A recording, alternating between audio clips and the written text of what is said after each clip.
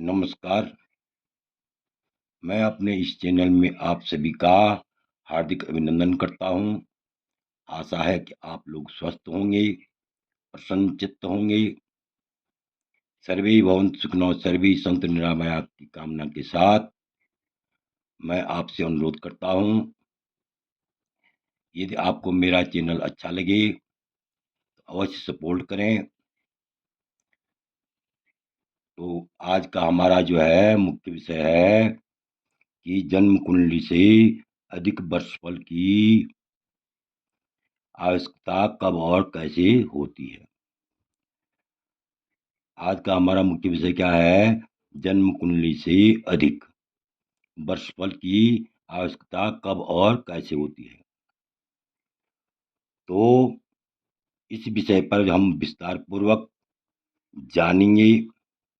आपसे अनुरोध है कि आप इसी चैनल को आद्योपांत देखें, शुरू से अंत तक देखें, तभी आपकी समझ में आएगा। तो देखिए, हमारे पास एक श्लोक है। यहाँ विदित होता है कि यानी जातक को जन्म कुंडली से अधिक वर्षफल की आवश्यकता कब और कैसे होती है। तो इसके बारे में स्पष्ट लिखा गया है शास्त्र में। जातको दित दशा फलम च यत स्थूल काल फलम स्फुटनम तत्र न स्फुरति देवम मति तद्बुद्धि अब्ध फलम आदि ताजकात। फिर से देखिए, जात को दित दशा फलम च यत स्थूल काल फलम स्फुटनम तत्र न स्फुरन्ति दैवविन्मति तद्ब्रुवे तद्ब्रुवे अब्ध फलमादिताजकात अब्ध फलमादिताजकात। तो देखिए, यानी जातक शास्त्र में कहा हुआ, अर्थात जात को उदय जातक शास्त्र में कहा हुआ दशाफलम दशाफल स्थूल काल अर्थात लंबे समय अर्थात वर्ष से अधिक समय में फल देने वाला होता है। जो जन्म कुंडली होती है ना, तो उसमें क्या होता है? दशाफल का स्थूल ज्ञान होता है। स्थूल ज्ञान होता है, स्थूल काल का ज्ञान होता है, मतलब लंबे समय का ज्ञान होता है।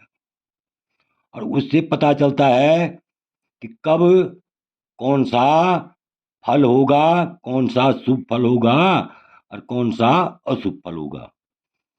उसमें ज्योतिषियों की बुद्धि स्पष्ट रूप से यहाँ लिखा है, तत्र माने वहां न स्फुरंती देवम मति, अर्थात उसमें ज्योतिषियों की बुद्धि स्पष्ट रूप से कार्य नहीं करती है।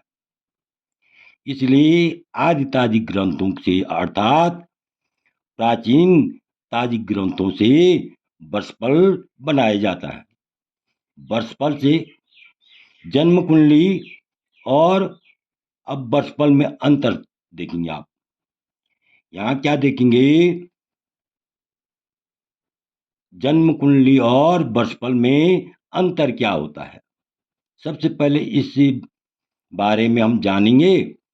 तो जन्म कुंडली से संपूर्ण जीवन की शुभाशुभ फल का ज्ञान होता है, जबकि वर्षफल से केवल वर्तमान वर्ष का ही ज्ञात होता है। समझ गए होंगे आप? जन्म कुंडली से संपूर्ण जीवन के शुभ अशुभ फल का ज्ञान होता है, जबकि वर्षफल में केवल उसी वर्ष का शुभ अशुभ फल ज्ञात होता है।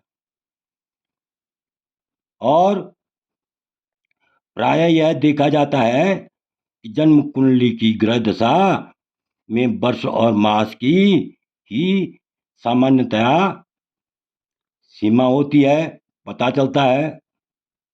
ये देखा जाता है कि जन्म कुंडली की ग्रह दशा में वर्ष और मास का ही सामान्यतया पता चलता है,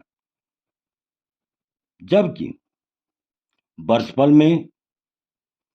वर्षफल की दशा में दिन और मास का भी पता चल जाता है। यानी जन्म कुंडली में से केवल जो है ये स्थूल स्थूल फल है ना, इसलिए जन्म कुंडली में केवल आप वर्ष का और महीने का शुभाशुभ फल बता सकते हैं, जबकि क्या है यहाँ पर वर्ष कुंडली में आप यानी मास का और दिन का भी फलादेश कह सकते हैं। किस दिन किस महीने शुभ होने वाला है और किस दिन किस महीने अशुभ होने वाला है, कि कौन सा ग्रह किस दिन से कितने मास और कितने दिन तक शुभ और अशुभ फल देगा।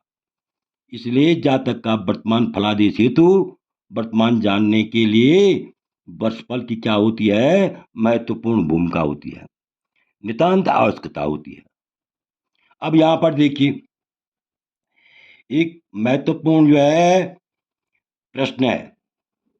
माना किसी स्त्री का क्या है, गत वर्ष क्या है 29 है, गत वर्ष क्या है किसी स्त्री का 29 है और 30वां वर्ष प्रवेश है और भाद्रपद मास से है, मतलब आज लगभग जो है भाद्रपद मास, मतलब ये आने वाला है। अब कल से जो है भाद्रपद मास 17 अगस्त से भाद्रपद मास शुरू हो जाएगा।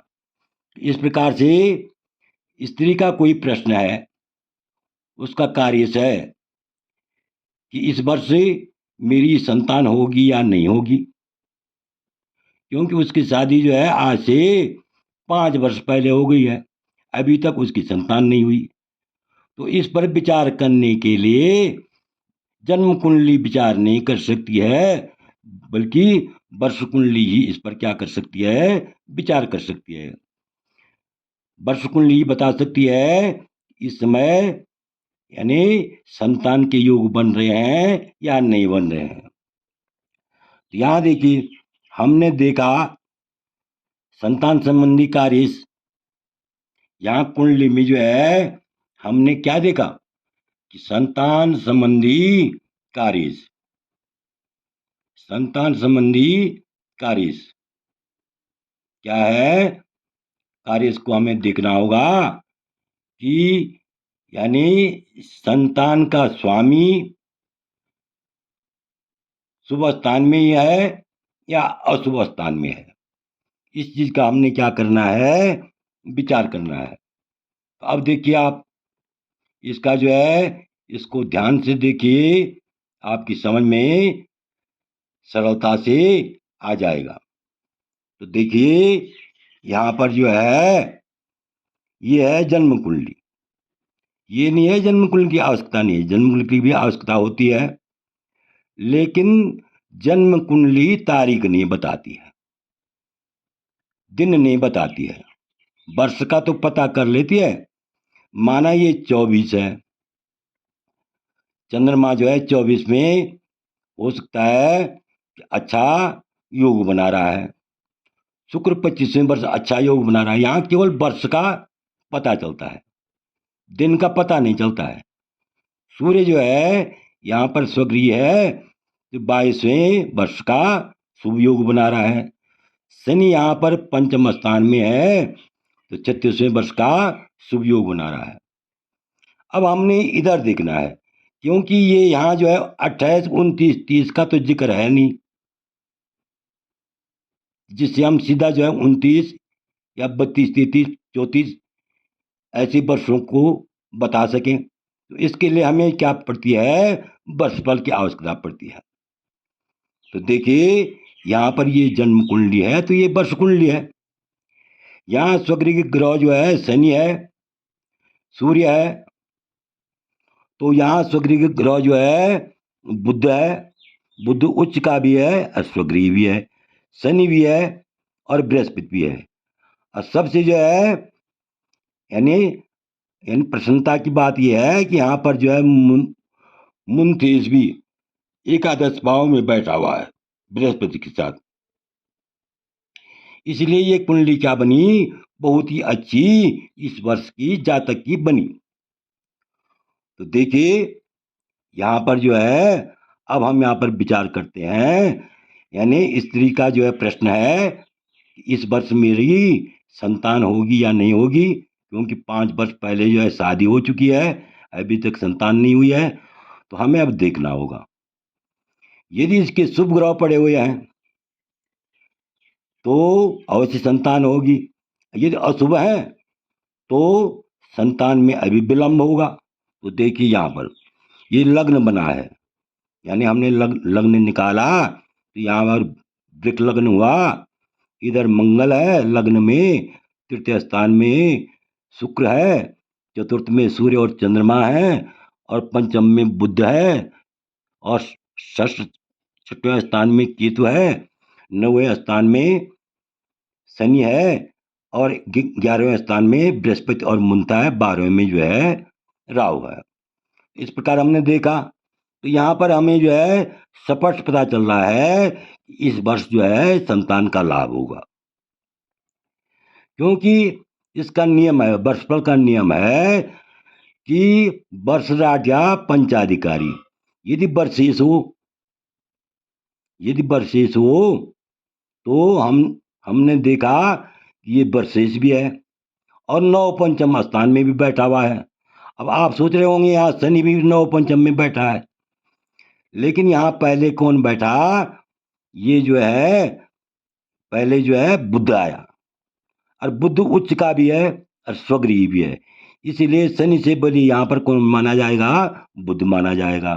अर्थात बुध की दशा में संतान प्राप्ति के योग बन रहे हैं, और ऐसी स्थिति में 100% जो है संतान प्राप्ति के इस स्त्री के योग बन रहे हैं, क्योंकि इसकी प्रबल इच्छा है, संतान की जो है प्रबल इच्छा है। और यहाँ पर जो है यानी पंचम में जो है कौन बैठे हैं, बुध बैठे हैं, और नवम में कौन बैठे हैं, शनि बैठे हैं। तो ये शनि भी लग्न को देख रहा है और बुध भी लग्न को बैठ रहा देख रहा है। तो कायदे में यदि जो है यहाँ पर जो है कोई ग्रह न होता, शनि होता, तो वर्षेश जो है वर्षराज कौन होता, शनि होता। लेकिन यहाँ पर क्या है, यहाँ उच्च की स्थिति में भी अश्वगृह स्थिति में भी बुध पहले बैठ गया है, तो इसलिए जो है और दशा भी पहले किसकी आ रही है, बुध की आ रही है। अर्थात इन ग्रहों से पता चल रहा है इस समय अवश्य ही गर्भ में क्या है, संतान है। यदि ऐसे योग आते हैं, पंचम स्थान में वर्षेश बैठता है, तो निश्चित ही यानी देश काल परिस्थिति के अनुसार जो है, यानी ऐसी स्थिति में 29वें वर्ष यदि कोई स्त्री हो और जो है वह संतान की लालसा बनाई हुई हो, तो निश्चित ही ऐसे वर्ष में क्या होती है, संतान होती है। क्योंकि यहाँ से बृहस्पति भी एकादश भाव में, मुंथा भी एकादश भाव में, शनि जो है यहाँ जो है नवम में है, बुध पंचम में है, बुध वर्षेश बैठा हुआ है, इसलिए जो है हमने विचार किया अवश्य संतान होगी। इस प्रकार से